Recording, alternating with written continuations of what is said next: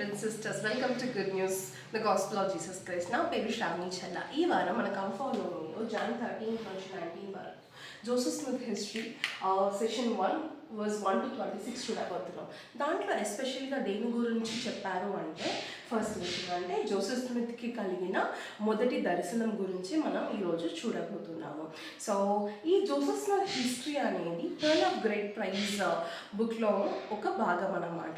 So pearl of great ప్రైజ్లో ఏమేమి ఉంటాయి అంటే మోసెస్ బుక్ ఉంటుంది, అబ్రహాం బుక్ ఉంటుంది, and then Joseph Smith history ఉంటుంది అన్నమాట. 1880లో ఈ పర్ల్ ఆఫ్ గ్రేట్ ప్రైజ్ని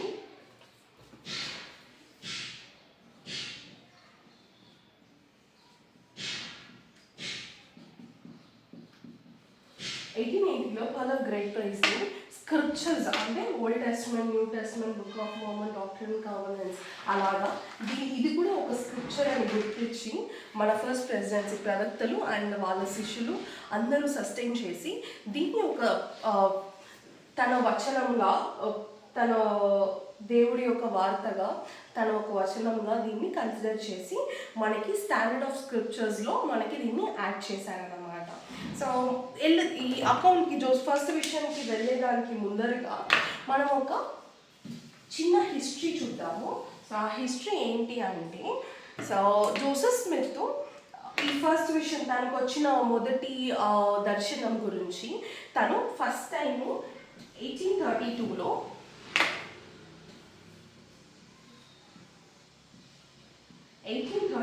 మెన్షన్ చేశారన్నమాట. సో తను 4 డిఫరెంట్ వర్షన్స్ వండుకొని 4 డిఫరెంట్ సందర్భాల్లో 4 డిఫరెంట్ పర్సన్స్కి లేకపోతే తన జర్నల్స్లో తను నోట్ చేసుకున్నారు అన్నమాట. అది ఎందుకు ఇచ్చారు అండ్ ఆ 4 డిఫరెంట్ దాంట్లో వర్షన్స్లో ఏమేమి ఉన్నాయి అండ్ అది ఎవరికి ఇవ్వబడ్డది అనేది మనం ఇప్పుడు ఒక చిన్న హిస్టరీగా చూడబోతున్నాము. సో 1832లో తను ఏం చేశాడు జోసెఫ్ స్మిత్ తన జర్నల్లో ఈ ఫస్ట్ విషయం అంటే తనకు కలిగిన మొదటి దర్శనం గురించి తను రాసి పెట్టుకున్నారు, అంటే తన డైరీలో తను రాసి పెట్టుకున్నారు. అండ్ దాంట్లో ఎస్పెషలీ దేని గురించి తను ఫోకస్ చేశారు అంటే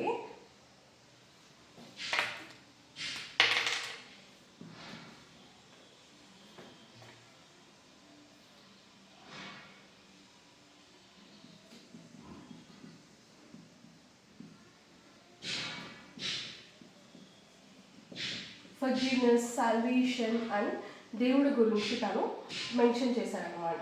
సో ఎలా మనం ముందుకొని ఫర్గివ్నెస్ని పొందగలము అండ్ మన సాల్వేషన్ మనము రక్షింపబడాలంటే ఏం చేయాలి, ఇలాంటి విషయాల గురించి తను అక్కడ మెన్షన్ చేశారు. అండ్ ఆ జర్నల్లో తను ఇంకొకటి మెన్షన్ చేసింది అనుకొని దేవుడు నన్ను దర్శించాడు అని మాత్రమే తను మెన్షన్ చేశాడు. అండ్ నెక్స్ట్ వర్షన్ ఏంటి ఎప్పుడు అంటే 1835. సో ఇది ఎప్పుడు అయ్యింది అంటే జోసెఫ్ స్మిత్ ఒక ఇద్దరికి ఎవరెవరంటే రాబర్ట్ మాథ్యూస్ అండ్ వారెన్ పెరిష్కి తన ఎక్స్పీరియన్స్ని షేర్ చేస్తూ తన జర్నల్లో తను నోట్ చేశారనమాట. దీంట్లోనే తను ఏం చేశారు, తన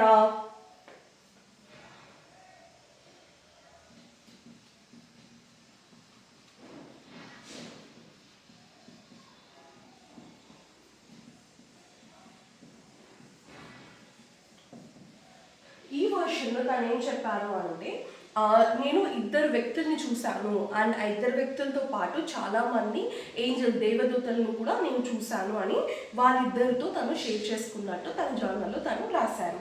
అండ్ ఇంకొక వర్షన్ ఎప్పుడు షేర్ చేశారు అంటే 1838లో. సో 1838లో ఏంటంటే it's a public version.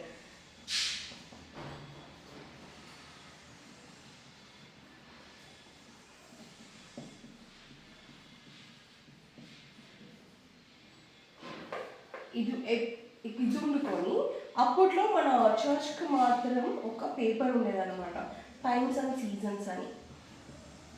Times and season అనే పేపర్లో తన ఫస్ట్ విషయం గురించి తను ఒక పబ్లికేషన్ చేశారనమాట. అంటే అందరికీ, మనందరికీ, చర్చ్ అందరికీ, బయట ఉండే వాళ్ళందరికీ ఒక పబ్లిక్ అంటే జనాలకి, బయట వాళ్ళకి అది ఒక పబ్లికేషన్ ఒక పేపర్లో తను మన చర్చ్ పేపర్లో ప్రింట్ చేసి తను పంపించారు. సో అది ప్రింట్ ఉండుకొని మన పర్ల్ ఆఫ్ గ్రేట్ ప్రైజ్లో ఇప్పుడు మనం చదవబోయేది అండ్ మనం చదువుతుండేది, మనం ఈ చర్చ్కి ఫస్ట్ వచ్చినప్పుడు చదివిన వర్షనే 1835లో పబ్లిష్ చేసిన వర్షన్ అన్నమాట. అండ్ నెక్స్ట్ వర్షన్ అనేది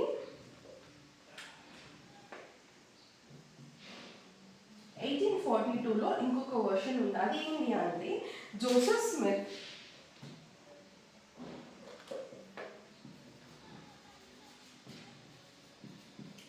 వెంట్వర్త్ అనే ఒక వ్యక్తికి, ఆ వ్యక్తి ఎవరు అంటే తను ఎడిటర్ అనమాట. చికాగో డెమోక్రేట్ అండ్ పబ్లికేషన్స్ దానికి తను ఒక ఎడిటర్ అనమాట. ఆ ఎడిటర్కి జోసెఫ్ స్మిత్ ఒక లెటర్ రాశారు. ఆ లెటర్లో తను వీటి గురించి ఫస్ట్ విషయంలో జరిగిన గురించి తను ఎక్స్ప్లెయిన్ చేశారు. And it was mostly similar like 1838 version లాగే ఉన్నది. బట్ ప్లస్ తను ఏం చేశారు అంటే దాంతో పాటు ఇంకొకటి యాడ్ చేశారన్నమాట.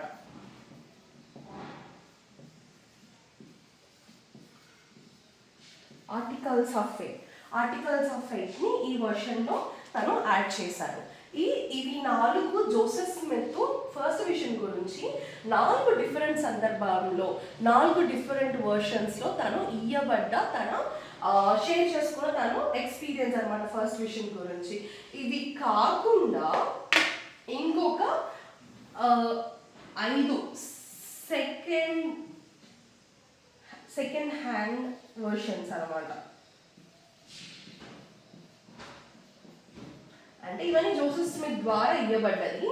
అది కాకుండా ఇంకొక 5 మంది ఉండుకొని ఈ ఫస్ట్ విషన్ గురించి జోసెఫ్ స్మిత్ దగ్గర విన్న ఎక్స్పీరియన్స్తో వాళ్ళు ఒక 5 వర్షన్స్ని పబ్లిష్ చేశారు. వాళ్ళు ఎవరెవరు అంటే Orson Pratt, Orson Hyde, Levi Richards, David White and Alexander Neibaur. So ఇవన్నీ స్లైట్లీ ఇవి కంపేర్ చేసుకుంటే ఇది డిఫరెన్స్ ఉండే అన్నమాట. ఇప్పుడు మనకు ఒక క్వశ్చన్ రావచ్చు. సో జోసెఫ్ స్మిత్కి ఫస్ట్ విషన్ వచ్చింది, తనకి దేవుడు దర్శనం ఇచ్చాడు ఫస్ట్ టైము. బట్ ఎందుకు జోసెఫ్ స్మిత్ ఇన్నిసార్లు తనకు వచ్చిన వర్షాన్ని 4 సార్లు తను డిఫరెంట్గా అందరికీ చెప్పారు.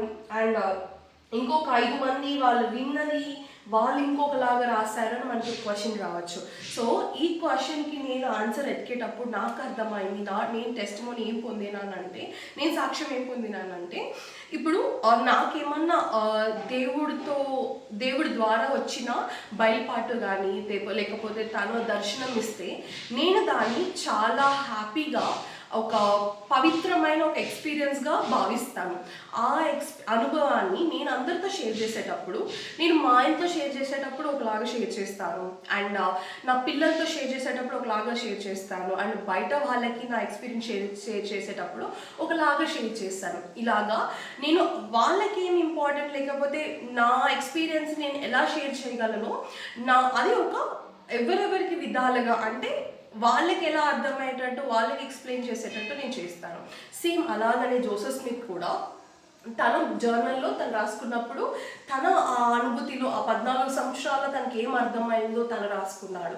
దాని తర్వాత ఇంకొకరితో షేర్ చేసేటప్పుడు తనకి ఏమేమి గుర్తొచ్చిందో లేకపోతే ఆ అనుభవాన్ని ఇంకా కొంచెం తనకి అర్థమయ్యేటట్టు వాళ్ళకి షేర్ చేసే వాళ్ళకి అర్థమయ్యేటట్టు షేర్ చేసుకున్నాడు. అండ్ ఇలాగనే ఈ 4 వర్షన్స్ అనేది జోసెఫ్ స్మిత్ ద్వారా ఏర్పడింది అనమాట. సో ఇంకొక ఎగ్జాంపుల్ మనకు రావచ్చు, అది తనే క్లారిటీగా లేడు, ఒక్కొక్కరికి ఒక్కొక్కలాగా చెప్పారు అంటే, ఇది ఒక్కొక్క డిఫరెంట్ ఇయర్స్లో తనకి వచ్చింది 1820లో, అంటే 10 సంవత్సరాల తర్వాత 1830లో, 32లో, 1835లో, 1838లో, 1842లో ఎగ్జాక్ట్ వర్డ్స్ ఆ రోజు నేను ఎలా చెప్పానో అది గుర్తుపెట్టుకొని అలానే చెప్పాలి అంటే అది ఎవరి వల్ల కూడా కుదరదు. ఆయన అనుభవించింది, ఆయన పొందిన దైవిక ఒక దర్శనాన్ని తన మాటల్లో తనకి అనిపించినట్టు తనకి ఇంకొకరికి ఎలా తను వివరించగలడో అలా వివరించాడు అన్నమాట. సో మనం ఇదే ఇంకొక ఎగ్జాంపుల్ ఇలాగనే ఇంకొకరు కూడా ఇలానే చేశారు. ఎవరైనా చూసుకున్నామంటే న్యూ టెస్ట్మెంట్లో మనకి Joseph Smith Jesus Christ life గురించి న్యూ టెస్ట్మెంట్లో ఉంటుంది అన్నమాట. బట్ ఆ జోసెఫ్ స్మిత్ తను ఎప్పుడు పుట్టారు, ఎలా పుట్టారు, అండ్ తన బాప్టిజం గురించి, తన క్రూసిఫిక్షన్ గురించి ఒక నలుగురు డిఫరెంట్గా చేస్తుంటారు. మనం చూస్తున్నట్టయితే మాథ్యూ ఒక వ్యూలో చెప్పుకుంటారు, అండ్ మార్క్ ఒకలాగా చెప్పుకుంటారు, లూక్ ఒకలాగా చెప్పుకుంటారు, జాన్ ఒకలాగా చెప్పుకుంటారు. నలుగురు చూసింది ఒక్కటే, బట్ ఒక్కొక్కరిగా చెప్పేటప్పుడు తన చాలా డిఫరెన్స్ ఉన్నది కదా. అందుకే మనకి 4 బుక్స్ అనేది మనకి ఉన్నదన్నమాట. మాథ్యూ కానీ, మార్క్ కానీ, లూక్ కానీ, జాన్ కానీ. బట్ వాళ్ళు నలుగురు చెప్పేది ఏంటి అంటే జీసస్ క్రైస్ట్ గురించే.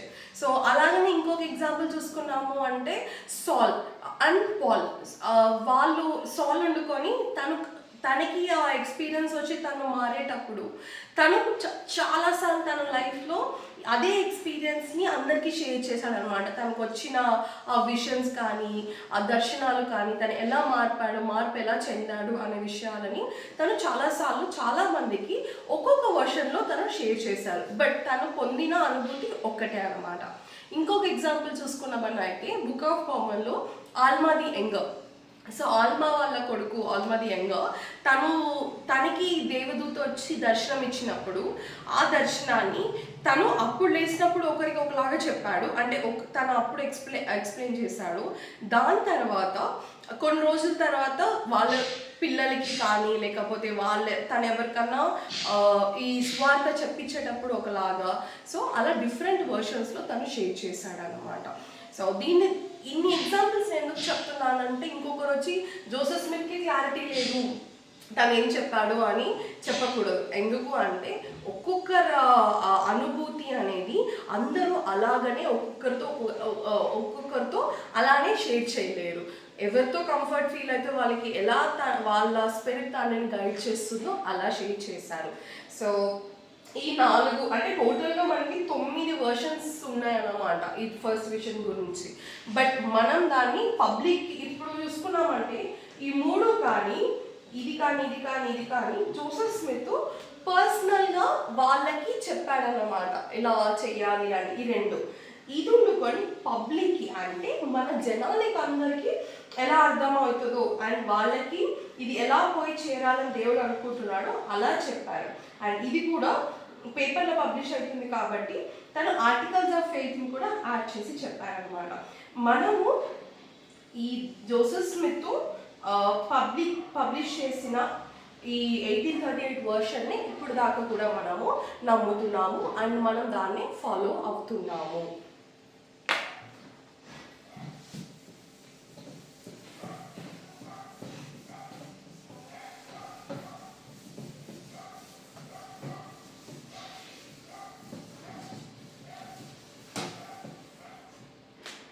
వర్షన్స్ ఉన్నా కానీ నేను అన్ని వర్షన్స్ చదివినప్పుడు నాకు అర్థమైంది ఒక్కటే ఏంటి అంటే అవన్నీ కూడా జోసెఫ్ స్మిత్ పొందిన దైవిక అనుభవాన్ని చాలా బ్యూటిఫుల్గా చాలా అందంగా డిస్క్రైబ్ చేశారన్నమాట. అండ్ అవన్నీ కానీ చెప్పేది జోసెఫ్ స్మిత్కి ఒకే విషయాన్ని ఒకేలాగా దేవుడు చెప్పాడు. ఆ విషయాన్ని అందరికీ చెప్పేటప్పుడు అది మాటలు మారుండొచ్చు ఏమో కానీ బట్ దాని పర్పస్ అనేది లేకపోతే దాని కంటెంట్ అనేది ఒకటిగానే ఉండింది. అది నేను చదివినప్పుడు నేనైతే అది ఫీల్ అయ్యాను. మీరు కూడా మన గాస్పెల్ లైబ్రరీలోకి వెళ్ళి చూసినట్టయితే ఇన్ని వర్షన్స్ అయిన డిఫరెన్స్ కూడా మీకు ఉంటాయి. అవన్నీ చదివితే మీకు కూడా అర్థమవుతుంది. ఎన్ని వర్డ్స్ మారినా కానీ అది సారాంశం అనేది ఒక్కటిగానే ఉన్నది అనేది. ఓకే, సో నెక్స్ట్ ఇప్పుడు మనం జోసెఫ్ స్మిత్ హిస్టరీ దానికి వస్తాం.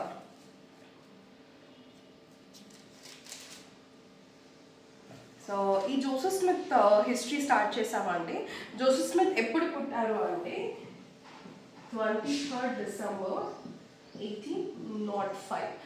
1805లో తను వండుకొని పుట్టారన్నమాట. సో ఎక్కడ పుట్టారు అంటే in the town of Sharon, Windsor county, state of Vermont. So ఇది మనకి వర్స్ 3లో జోసెఫ్ స్మిత్ హిస్టరీలో చెప్పున్నారు. ఇంకా మనం ఇలా కంటిన్యూ చేసుకుంటూ వెళ్ళాము అంటే తను ఇంకోటి చెప్పేది తన ఫ్యామిలీ గురించి తను ఎక్స్ప్లెయిన్ చేస్తారు. తన ఫ్యామిలీలో ఎవరెవరు ఉంటారు అని. సో జోసెఫ్ స్మిత్ ఫ్యామిలీలో 11 మంది ఉండేవాళ్ళంట, వాళ్ళ అమ్మ నాన్నతో కలిపి. అండ్ వాళ్ళ బ్రదర్స్ అండ్ వాళ్ళ సిస్టర్స్ ఉండేవాళ్ళు అనమాట.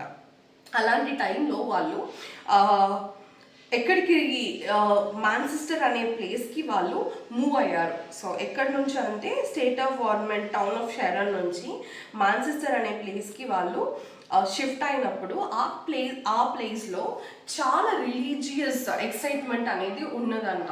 అంటే అందరూ ఎక్కడ చూసినా చర్చెస్, ఎక్కడ చూసినా ప్రీస్ట్లు వాళ్ళు ప్రీచ్ చేసుకుంటూ రిలీజియస్ అనే దానికి చాలా ఇంపార్టెన్స్ కలిగిన ఒక ప్రదేశంగా అది ఉన్నది అని తను మెన్షన్ చేశారనమాట.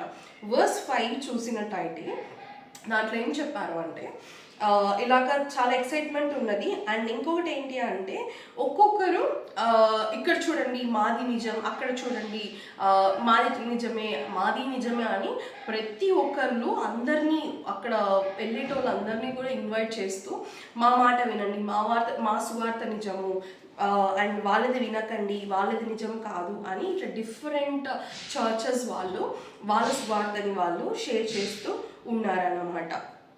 సో అలా వర్స్ 7లో నెక్స్ట్ టైం ఎక్స్ప్లెయిన్ చేశారంటే జోసెఫ్ స్మిత్ వాళ్ళ ఫ్యామిలీలో 11 మంది ఉన్నారు కదా. సో ఇన్ని చర్చెస్ ఉండేటప్పటికి వాళ్ళకి నచ్చిన చర్చెస్లో వాళ్ళకి ఏమి నచ్చిందో వాళ్ళకి నచ్చిన చర్చెస్కి ఒక్కొక్కరు వాళ్ళ అమ్మ నాన్న ఒక చర్చ్కి, వాళ్ళ బ్రదర్స్ ఒక చర్చ్కి, సిస్టర్స్ ఒక చర్చ్కి, ఇలాగా డిఫరెంట్ బిలీఫ్స్ అంటే డిఫరెంట్ సువార్తలు వినడానికి వాళ్ళు వెళ్ళిపోయారనమాట. అలాంటి టైంలో జోసెఫ్ స్మిత్కి ఒక క్వశ్చన్ మార్క్ వచ్చింది.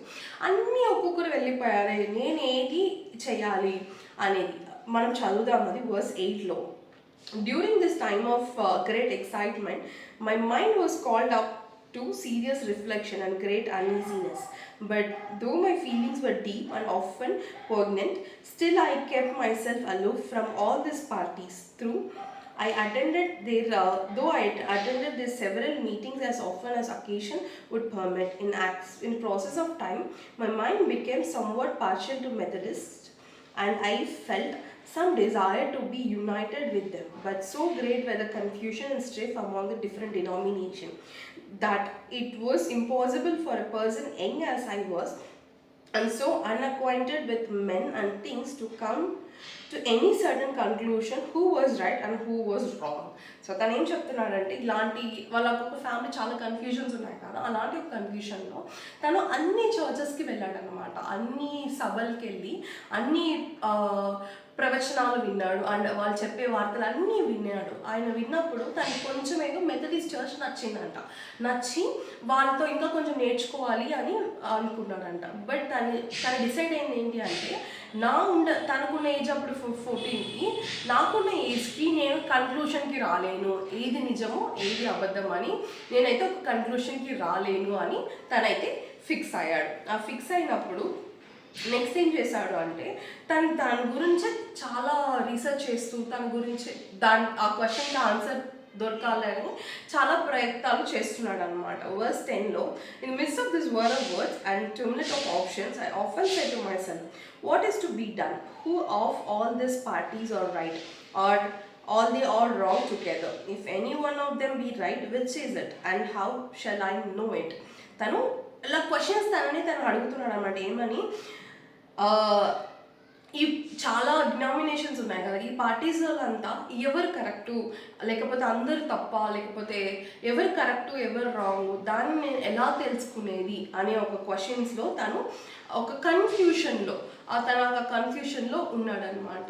అలాంటి ఒక కన్ఫ్యూషన్ నాకు విన్నప్పుడైతే 14 సంవత్సరాల అబ్బాయికి ఇన్ని క్వశ్చన్స్ వస్తాయా నాకు అనిపించింది. అంటే తను ఎంతో ప్రిపేర్డ్గా ఉన్నాడు ఫస్ట్ నుంచి.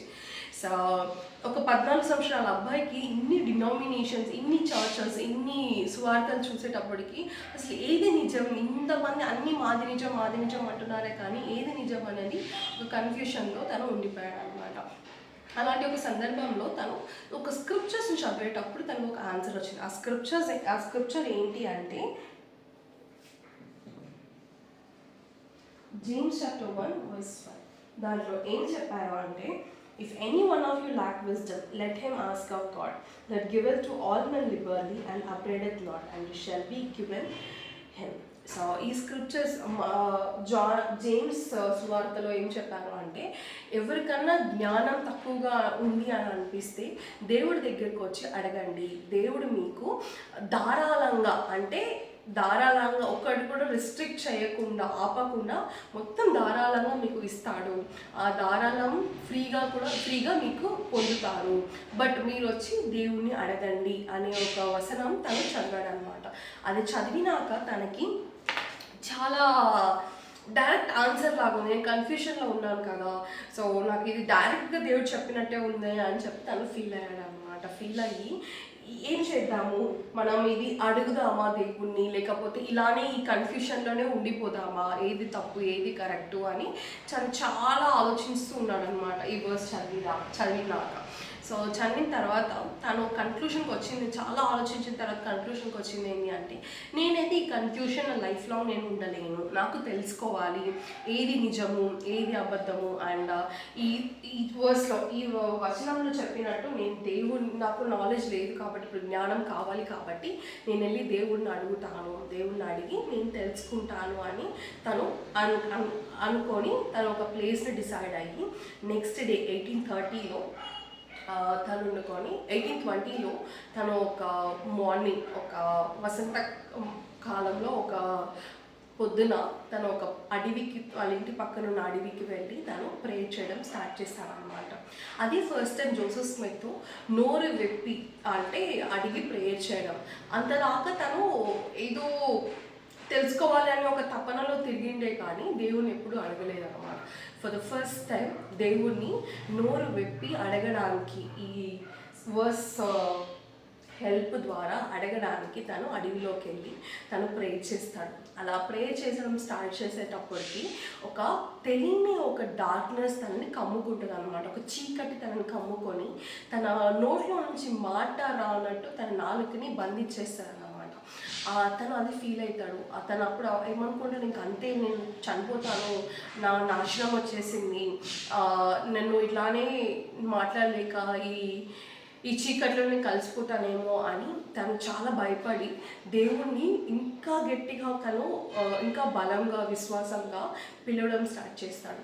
అలా ఎప్పుడు పిలవడం స్టార్ట్ చేస్తాడో తనని కమ్ముకున్న చీకటి అండ్ తనని బంధించిన తన నాలుకని బంధించిన ఆ శక్తి తనను వదిలేసి తను ఒక లైట్ని చూస్తాడన్నమాట. తను వర్డ్స్లో ఏం చెప్పారని చూద్దాము.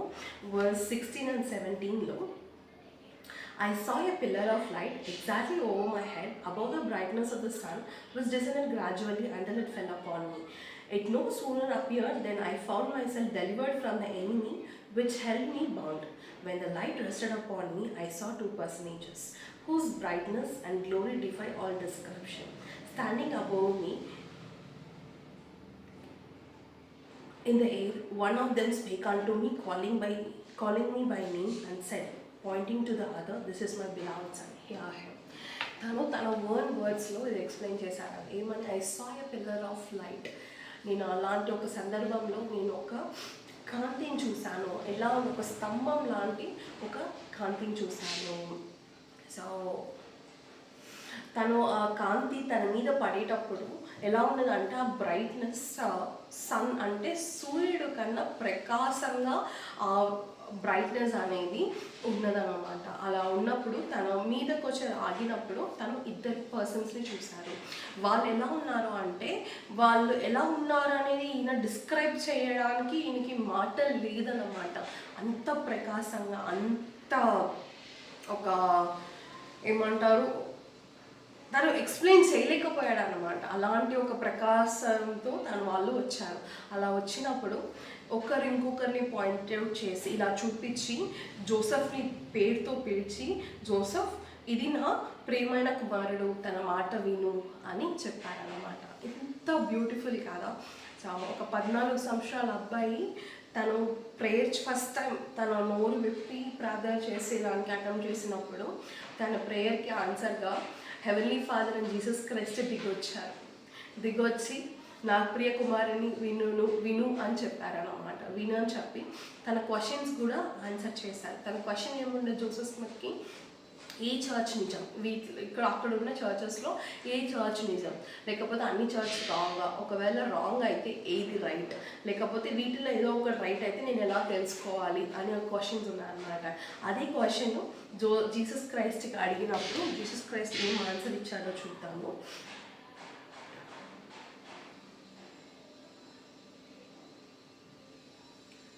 Personage who addressed me said that all their creeds were an abomination in his sight, that those professors were all corrupt, their lips and corrupt, that they draw near to me with their lips, but their hearts are far from me. They teach for doctrines the commandments of men having a form of godliness, but they deny the power thereof. ఏమంటున్నారంటే అక్కడ Jesus Christ నువ్వు అడిగిన అందరూ అబోమినేషన్ చేస్తున్నారంటే అన్ని తప్పైన సువార్తని చెప్పిస్తున్నారు, ఏది నిజం కాదు. వాళ్ళ మాటల ద్వారా నాకు దగ్గర అవుతున్నట్టు ఫీల్ అవుతున్నారు, కానీ వాళ్ళు మనసులతో వాళ్ళు నాకు చాలా దూరంగా ఉన్నారు అనే విషయాన్ని జోసెఫ్ స్మిత్కి చాలా క్లియర్గా తను ఎక్స్ప్లెయిన్ చేశాడు అన్నమాట. అంటే మనుషులు అక్కడ ఉండే వాళ్ళంది జనాల యొక్క మెప్పు పొందడానికి వాళ్ళకి నచ్చినట్టు సువార్తని మార్చుకుంటూ నచ్చినట్టు మనుషుల్ని సంతోషపరచాలి అని సువార్తని మార్చుతూ చెప్తున్నారు అన్నమాట. దేవుడు సువార్త అది కాదు కదా. దేవుడు సువార్త దేవుడు చెప్పించిందే తన సువార్త. అండ్ ఆ సువార్తని ఒక అధికారం లేకుండా ఎవ్వరు కానీ దాన్ని షేర్ చేయలేరు అన్నమాట. సో అలాంటి వాళ్ళు ఎప్పటికైనా దేవుడికి మాటల ద్వారా దగ్గర ఉన్నట్టు ఫీల్ అవుతారు, కానీ మనస్సుతో వాళ్ళు దేవుడికి చాలా దూరం ఉంటారు. దేవుడు ఎప్పుడైనా కానీ మన మనసుని చూస్తాడు, మన మనస్సు ద్వారా దేవుడికి ఎంత దగ్గరగా ఉన్నామని. సో ఇలాగా జోసెఫ్ స్మిత్కి ఉండే ఒక క్వశ్చన్ ఆన్సర్ చేయబడింది. అది ఆన్సర్ చేసినాక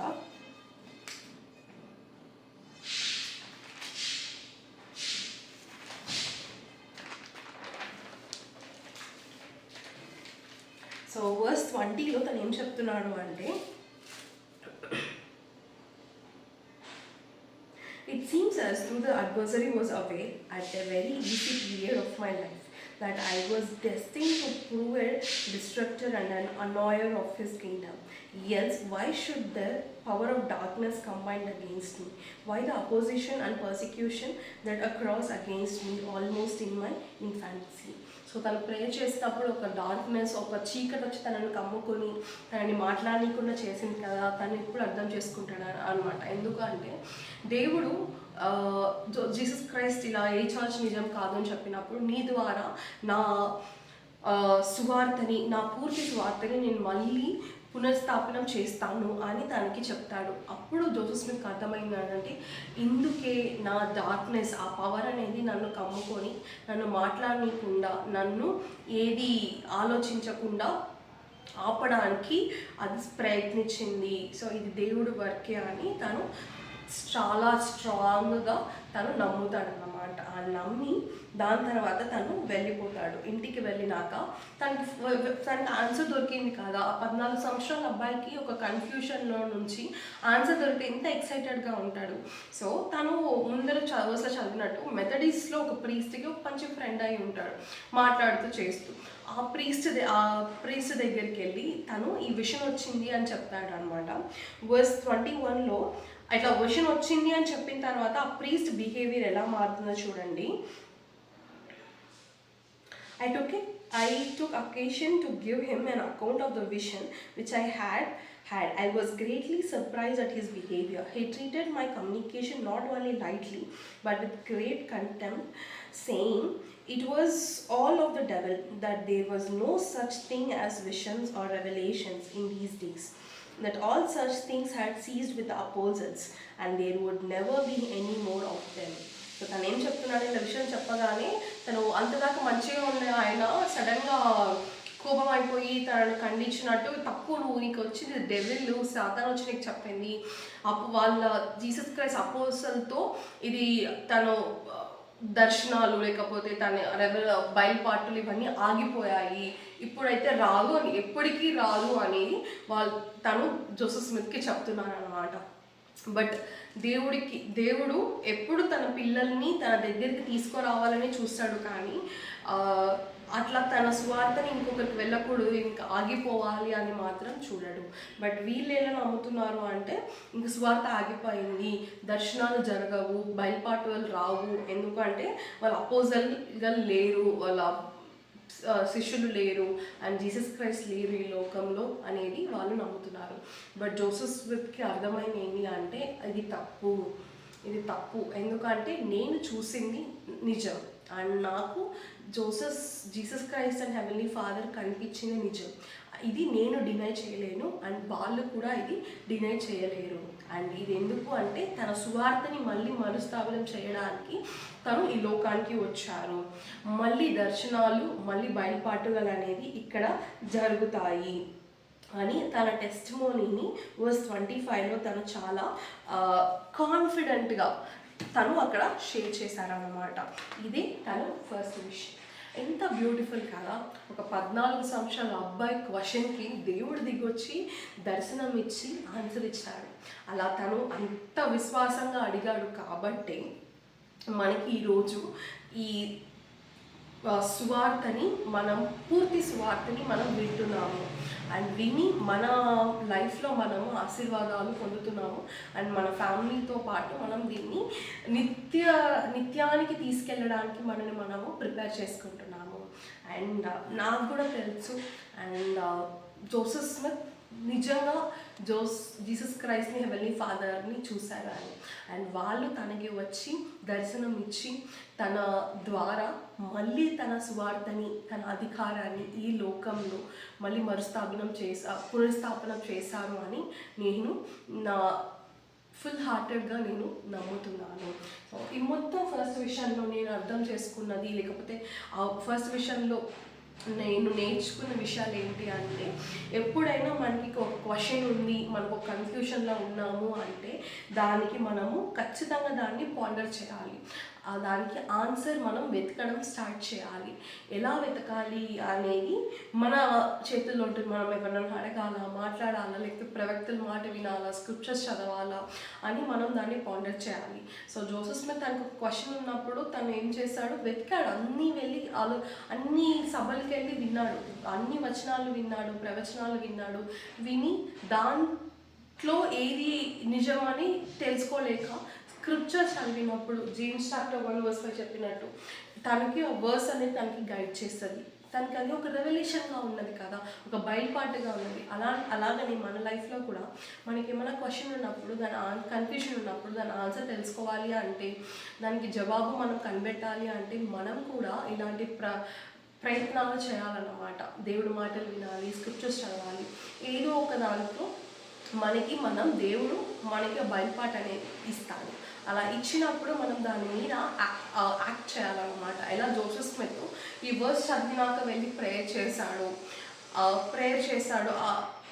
దాని మీద యాక్ట్ చేయడానికి, దాన్ని యాక్షన్లో చూపించడానికి తను ఒక స్టెప్ వేశాడు కదా. అలాగనే మనం కూడా మన లైఫ్లో ఒక స్టెప్ అనేది వెయ్యాలి. ఎప్పుడు మనకి ఆ బయలుపాటు వచ్చిందో అది మనం దాన్ని ఎలా చేయాలనుకుంటున్నామో దాన్ని మనము అలా స్టార్ట్ చేస్తే దేవుడు మనకి హెల్ప్ చేస్తాడు. బట్ దాని మధ్యలో ఒక పెద్ద పరీక్ష అనేది ఉందన్నమాట. ఏం పరీక్ష అంటే సేటన్ మనని టెంప్ట్ చేస్తాయి. ఇప్పుడు జోసెఫ్ స్మిత్ వెళ్ళి ప్రేయర్ చేసినప్పుడు సాతాన్ వచ్చి తను మొత్తం డార్క్నెస్తో కమ్మేసి తనని మాట్లాడనీయకుండా తన నాలుకని కట్టేసి ఇలా చేసింది కదా. ఇలాగనే మన లైఫ్లో కూడా మనం ఎప్పుడైనా నిజాన్ని వెతికి వెళ్ళేటప్పుడు, నిజాన్ని తెలుసుకునేకి కొంచెం ముందరగా ఉండేటప్పుడు ఖచ్చితంగా సాతాన్ మనని ఆపడానికి ట్రై చేస్తుంది.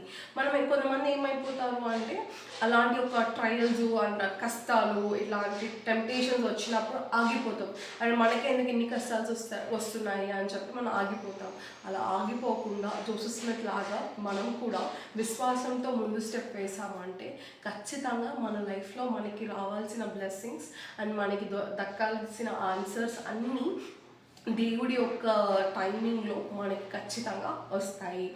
ఎప్పుడు జోసెఫ్ స్మిత్ అలా ప్రే చేసేటప్పుడు అలా సేటన్ టెంప్ట్ చేసిందో జోసెఫ్ స్మిత్ మళ్ళీ ఎక్కువగా ప్రే చేయడం స్టార్ట్ చేశాడు. ఇంకా ఎక్కువ విశ్వాసంతో తను దేవుడిని స్మరించాడు. అలా చేసినప్పుడు దేవుడు దిగొచ్చి తనకి దర్శనం ఇచ్చాడు. ఒకవేళ మన లైఫ్లో మనకి ఆన్సర్స్ కానీ లేకపోతే కన్ఫ్యూషన్స్కి తీర్చడానికి జోసెఫ్ స్మిత్కి జరిగినట్టు దేవుడు డైరెక్ట్గా మనకి దిగిరాకపోవచ్చు. బట్ తన ప్రవక్తల ద్వారా, తన స్క్రిప్చర్స్ గ్రంథాల ద్వారా మనకి ఖచ్చితంగా మనకి ఆన్సర్స్ అనేది మనకి తెలిపిస్తాడన్నమాట. అండ్ నాకు తెలుసు ఇవన్నీ నిజమని. అండ్ నేను స్ట్రాంగ్గా బిలీవ్ చేస్తున్నాను జోసెఫ్ స్మిత్ ద్వారా ఈ తన ఒక దేవుడి యొక్క సువార్త అనేది మళ్ళీ పునఃస్థాపనం చేయబడింది.